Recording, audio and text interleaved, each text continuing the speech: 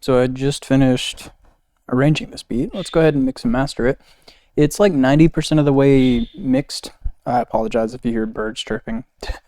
It's like 90% of the way mixed. I just have to go through and master it. So to master this, I'm going to take basically everything and put it on one channel, and then that will be going to the master. So let's take our melodies, our 808s, all of our drums, and then our tags, put them all on one, and then put it on what I call the pre-master chain. I do this in 2 different steps. You could probably get away with doing it all in one, but I tend to, for whatever reason, I do it in 2. So here's my pre-master chain. So the first thing I have is an EQ where I'm ducking the lows and the highs, and in this case I'm boosting the sub frequencies a little bit. Sometimes I take it off. In this case I like it. It sounds fine. And then I have 3 different instances of Maximus, and in each one I'm doing essentially the same thing, just with my bands moved in different places. So let's look at the first one. So the first one, you can see my bands are kind of extreme. I've got my lows at 50 hertz and below, and my highs at about 10K and above, different bands. And in each instance of Maximus, I'm going to move the bands in a little bit more. And something else I'm doing is I'm putting things in separated versus mono. So you can see that my lows are 10% being merged, and if we go to the highs, they're being separated by 10%, so the opposite. So I'm kind of pushing the high frequencies out to the sides and putting the low frequencies in the mono field. And I'm doing that in small amounts as I go. Anyway, so here's my low band. This is 50 hertz and below. What I like to do is make sure that this is getting at least to negative 8.7 decibels. So I bring this down to here. And something else I forgot to mention is I'm doing compression in varying amounts. So on this first instance of Maximus, you'll notice that all of my bands are up here by the 9. That means I'm doing relatively small amounts of compression.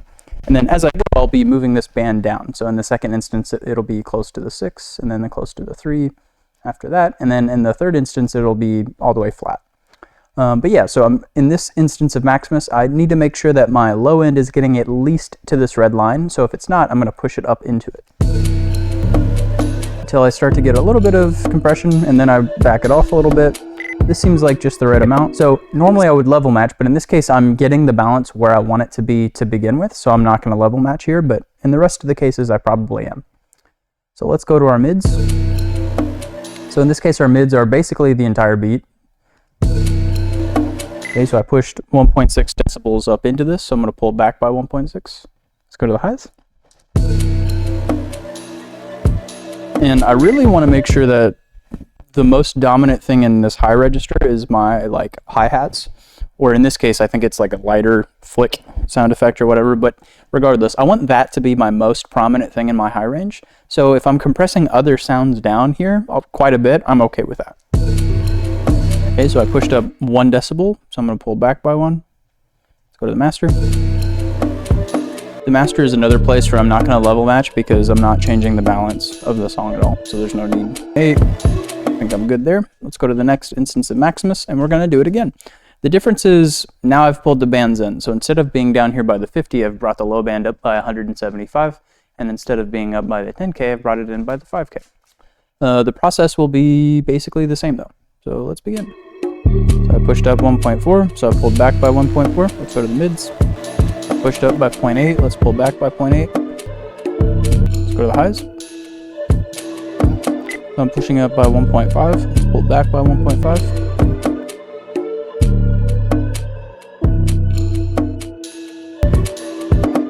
Okay, let's go to the third instance of Maximus. Now this one's going to be almost the exact same. The difference will be how I set it up.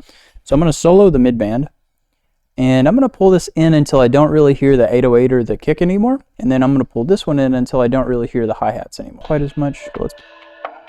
Really what I want is I'm trying to make it so that the main focus of this middle is my main clap, main snare, main rim, you know, whatever I'm using. In this case, I think I've done that. Yeah, so the most prominent thing here happens to be that main clap or that main snare. Although this beep is kind of loud. Let me turn this down. There we go. Okay, so this little beep was really, really loud relative to everything else. And like I said, in this range, I really want to make sure that my main clap or my main snare is the most prominent thing. So I turned down that little like bleep sound effect. Okay, so I pushed up by 2.3. So let's pull back by 2.3. Now there is going to be another difference in this section, is I'm going to use some expansion here.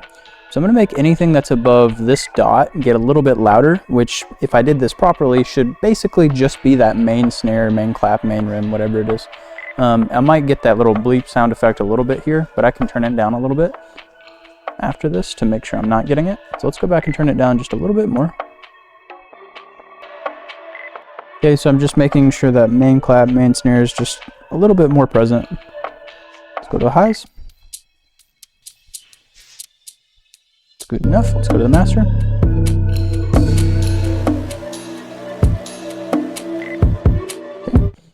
All right, now I've got two patcher presets. The first one is for stereo separation, so I'm pulling the lows down into mono and pushing this like the higher frequencies out, and you can play with the middle ones to taste. Got a mid-side EQ where I'm taking the sub-frequencies out of the sides, if there are any. There really shouldn't be too many. And then on just the mids, I'm adding a little bit of saturation, and I'm also doing a slight amount of limiting. Really just the only limiting that's happening is anything that's getting up to 0 is getting limited down. And then on just the mids, I'm cutting the low lows and the high highs. So I've got a wave shaper here, which is set to hard clipping, and I'm pushing an extra 5% into this. I'm also taking the quietest stuff and just kind of boosting them up a little bit, adding a little bit of extra distortion, volume, whatever you want to call it. And because I've hard clipped off some of the sound here, I can come over here to a limiter and push an extra 0.3 decibels into it. Okay, so we just finished the pre-master chain, so now we're on to the master chain. So like I said before, the master chain is basically a lot of the same stuff that's on the pre-master chain, just, well, repeated. Some things are a little bit new, some things aren't. Okay, so the first thing on the master chain is an EQ. Sometimes I'll boost and cut things, but usually it's just here to low cut things. Okay, so for the first compressor, sometimes I have it mixed all the way on, sometimes it's like halfway mixed on, it really depends. But the settings are, I have like a slow attack, a faster release, and well, I mean, you can look at the rest of these settings. Basically. And like I said, sometimes I have this mixed all the way on, sometimes it's not. Let me listen to it. Okay, in this case, I think I like it mixed all the way on. And then I have a second compressor here with kind of ridiculous settings. So the threshold's being brought down by 30, and then the gain's being pushed up by about 20. 0 attack, and then a slower release with about the same ratio.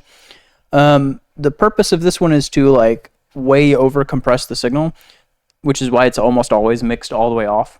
If I were to turn this all the way on, it's going to get loud, so prepare your ears.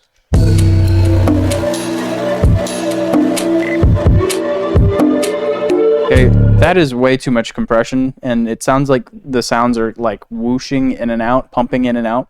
So that's too much. So what I do with this compressor is I almost never have it mixed all the way on. It's usually below 10%, at about 5%. Later on, if I want the track to be a little bit louder, I might boost this up to 10, but you know, you don't want this, with how much overcompressed signal is coming through because of this, you really don't want that to be too loud. Okay, the next thing in the chain is another instance of Maximus where I'm kind of doing the same thing.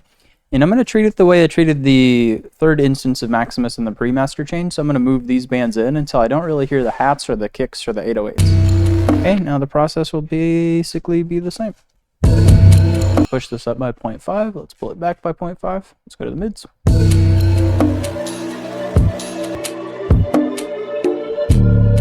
Okay, I'm going to turn the beep down a little bit more and turn up the claps and snares a little bit.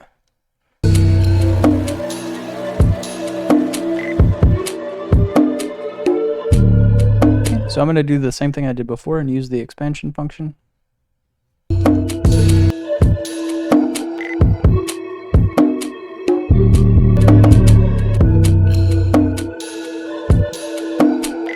go to the master.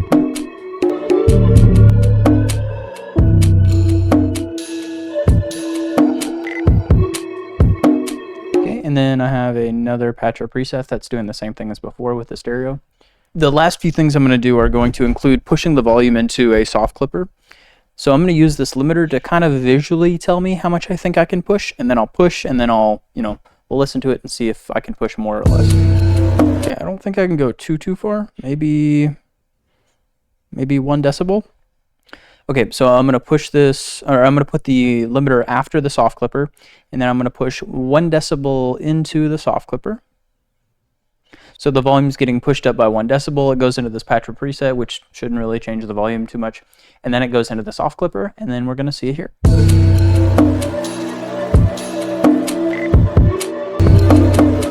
I might be able to push a little bit more into that, but let's look at the Uline loudness meter, and let's try to figure out if, if we're as loud as we want to be, and also make sure that we're not going above 0 decibels. Oh, and by the way, if you notice that I'm using this tool incorrectly, please let me know in the comments. I'm relatively new to using it, but I'm essentially just looking at the integrated LUFS and the short-term LUFS, as well as the true peak max, and I want to make sure that that doesn't get to 0, and if it does, I'll turn the whole track down, and then I kind of want to make sure that I'm getting loud enough in this region. So I'm going to come up to this compressor and mix it up to 10%, and then I'm going to go up to this Maximus and push 0.2 more decibels, and let's just see what it looks like.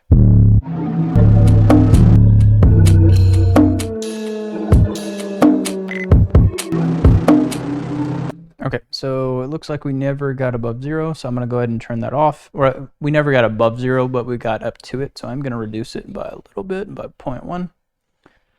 And that should be enough to make sure we're above 0. So yeah, I've got this turned off now because it's not doing anything other than telling me what my levels are. So that's going to be about it for the video. If you have any questions about mixing and mastering, or if you see something I can improve, feel free to throw that in the comments. But yeah, that's going to be about it. Let's let the beat ride for a second.